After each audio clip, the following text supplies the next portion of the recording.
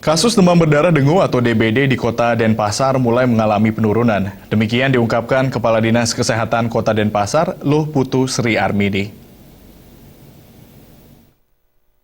Pada tahun 2016, kasus demam berdarah dengue DBD di Kota Denpasar mengalami penurunan.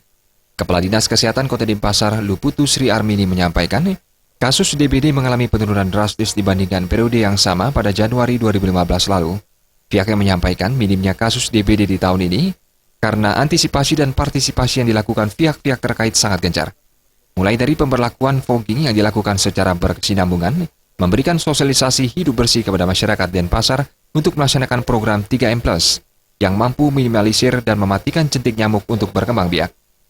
Untuk DBD gitu kita sebenarnya di Denpasar sudah 2 bulan, Januari Februari ini sudah menurun dari bulan yang sama di tahun yang lalu.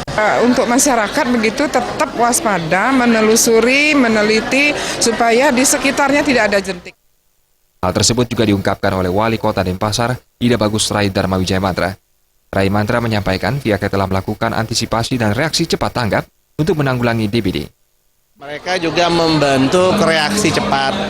Jadi di mana ada suatu keterjangkitan penyakit seperti demam berdarah atau segala macam, itu komponen yang ada di wilayah itu maupun ya yang mempunyai tanggung jawab ya terhadap permasalahan itu SKPD-nya, itu detik itu pun juga tahu.